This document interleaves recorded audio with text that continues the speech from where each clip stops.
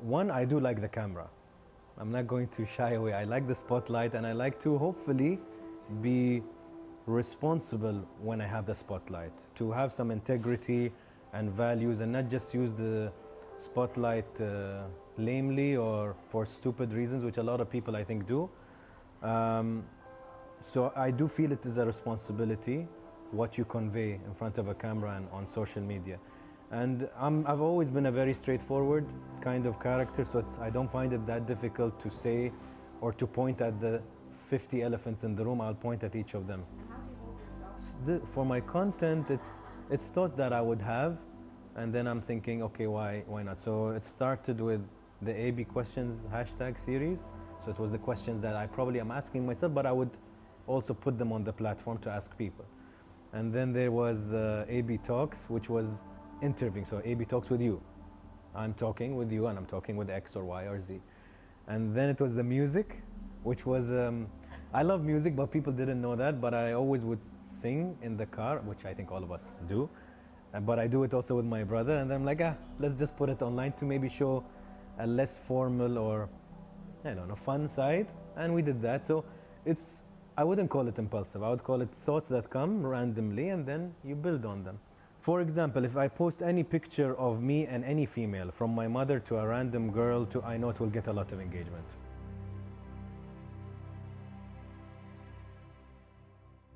Yeah, I think in the Arab world, we're very lazy when it comes to reading.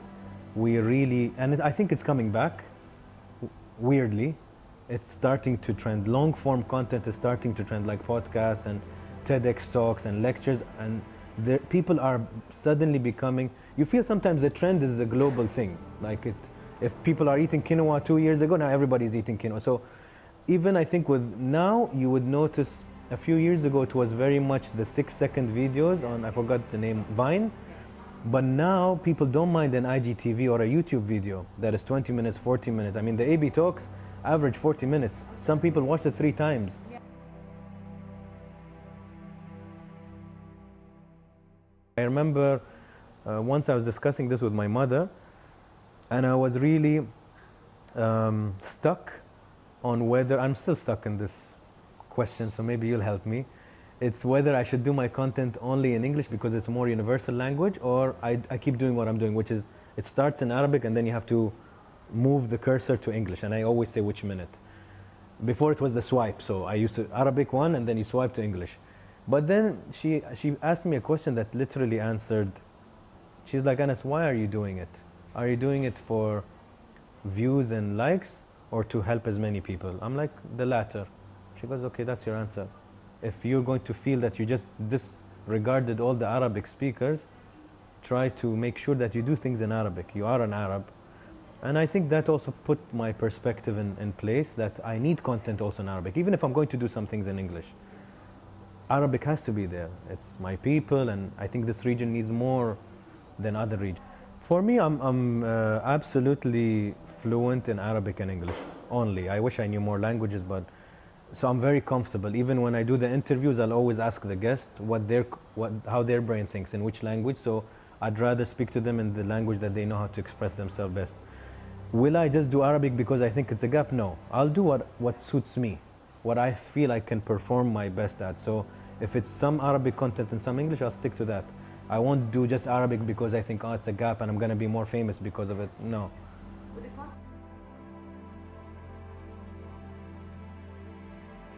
No, because I know if I put silly questions, it's going to get way more engagement. Like, oh, what's your favorite color? Oh, what's your horoscope? It's going to get so many answers because it's so easy. You don't need to think about it. Sometimes even when I put a video out, I know already that I won't get a lot of feedback because it's heavy or it's deep. So it's not for everyone. But I really want to put that message out. So that's the battle. Do you do it for virality and views, which is, I'm not saying it's wrong. Or do you do it because you really need to deliver a message? You want people, even if they don't answer, at least they got a snippet. It's a balance, for sure. I think all of us, me, you, everybody here, we really need to not, even if you're not an influencer, even if you have 500 followers or 200, it affects you. This dopamine hits everybody. That's why social media is so addictive, because you get the attention or the recognition, even if you're not an influencer. As soon as you post, you want to see people are liking or commenting. Oh, why aren't they doing it? Oh, and then it bothers you if you don't. So I think we should be very wary of that and not let it control us or guide our content. You have to be yourself. And you'll notice the biggest ones are ones that are probably very true to to who they are. If they're silly, they put silly content. If they're dancers, they're putting dancing. If they're cooking, and as long as you're true, people can sense it, I feel, and that's why you become more popular. For me, to answer your question, I do my best not to let that itch to just be viral or to get views lead. So I'll think of my content first. That's the priority. And then the way I shoot it, if it's a picture, you don't want to put a blurry picture. If I'm doing a campaign with any of you guys and you're like, Anas, okay, we want to shoot, you want to put the best lighting, the best, because it gives you more prominence, more engagement, sure. But for me also, influencer marketing is not my main income. So it doesn't drive me. I don't care that much what people will engage as much as somebody who makes money only from that. Then I would understand that differently. Me, I have my business. That's my income.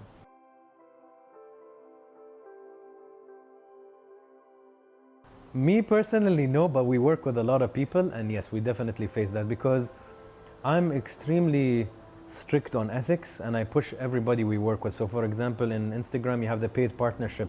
Yeah. I love that because if we're watching a football game and there's an ad with any footballer times a brand, we know it's an ad. It's the break. You know, no matter who it is, he's paid to do this advertisement.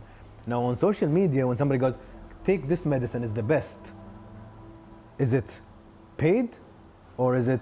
So I'm a big advocate for licensing. I'm a big advocate for us announcing it's an ad.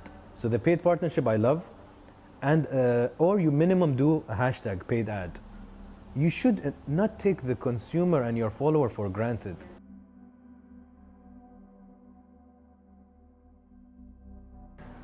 I think you can't use somebody's content without their permission or without giving credit, for example. I think that's the most maybe basic that you can do. And copyright is also not to convey a message that's not yours as if it's yours. We have so many issues, and now I know in Kuwait there are big court cases against some of these vloggers and bloggers because they were promoting these medicines or diet pills, and some people fell in the hospital.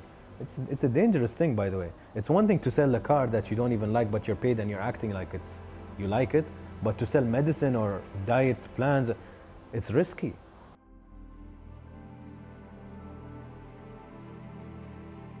You can't expect everybody just to naturally be born ethical or to know manners. Each person comes from a different background, different house, different education. So I can't expect them to all know what's right and wrong. And then what's right and wrong is also very subjective. So it's one thing to put in the processes. So I know that the UAE is probably the first or one of the first to license, yeah, which I'm for. It supports having a professional structure that I'm sure it will have to evolve a lot because it's a very new, by the way, section in this world. And that's kind of to answer your question. There's not enough because it's new. I mean, I'm an 81 born guy. We didn't have the internet. Our kids now are, and the ones right before are the first ones to actually be born in social media, born in it. Yeah. I had it before. I don't know when you were born, but I had it before, zero, and now with.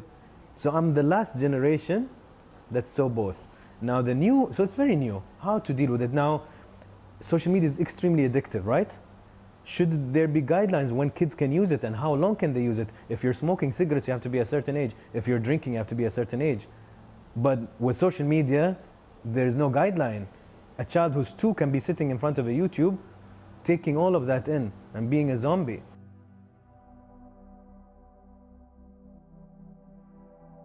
Anybody can claim a title. I remember maybe 4 or 5 years ago, it became a trend in the UAE for people online to write media personality. And then all the media personality that work on the TVs and radios got offended, like, you just were in one interview. How are you a media personality? Nowadays it's more entrepreneur. It's a trendy word, influencer. So it's everybody can claim they are, or a life coach or whatever, but then for me, anybody's an influencer. Your auntie, my brother, the guy in the street, everybody's an influencer in their own domain. Now, if we want to go with the social media influencer, it's just because they have more following, they magnify their influence. Now, it can be good, it can be bad.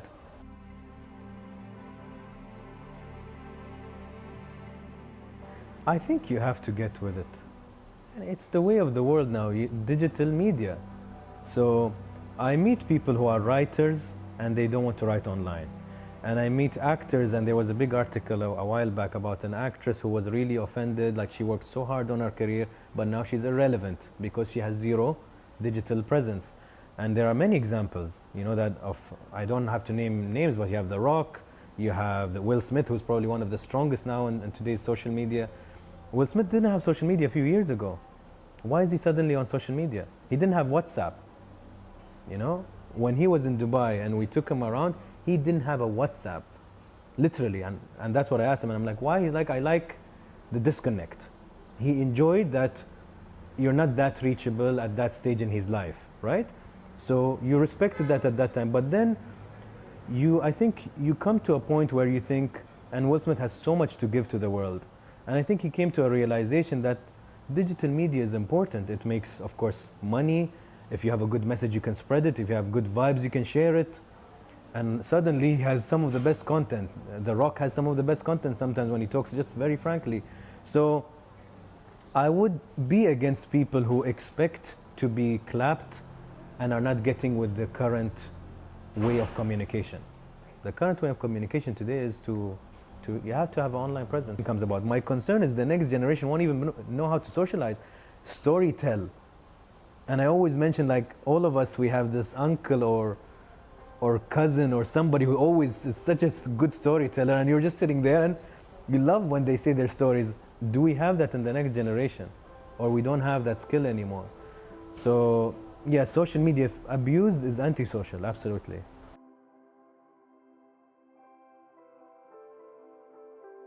Traditional marketing is still relevant-ish. It's still there. You need TV, you need billboards sometimes. Not the same rates that you see are ridiculous. They're not getting with it also with the system. And that's why they're probably losing. But you need some, like let's say we have a circus, a billboard really helps. You're driving like, oh, circus next week. It helps. But the influencer marketing, I think, is just a very different avenue. You can have a proper ad on a YouTube or whatever and shows like a proper TVC, but then an influencer is very relatable. So if somebody follows me because they think I know how to wear clothes and I dress nicely, and then I say, I'm working with this brand and I think they have really good t-shirts, they might listen to me, and because it's way more casual, it's way more relatable. It depends what are your key objectives, and it depends who you work with and what you want out of the campaign. So if you want brand exposure, you can easily get it. You get somebody with millions of followers, you put something, a million see it. But if, let's say I'm selling a book, and that's why micro-influencers are popular now. Because sometimes the guy with 2,000 followers, his 2,000 fit your product. So let's say somebody talks about nutrition, and he only talks about nutrition, and he has 700 followers. If you put your product there or your restaurant and it's healthy, out of the 700, probably 350, they are interested. Same with a book. You want to sell a book, and this guy always reviews books, and he has 300 followers. Probably that 300 are interested to know what he thinks about your book. So sometimes you have to know what you want out of the influencer. But to expect suddenly your store to be full, it can be also very inaccurate.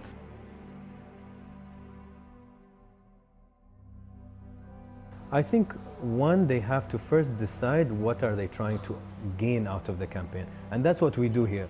We're not an agency, we're a consultancy, because I will tell you if it's stupid, I will tell you if it's cheesy.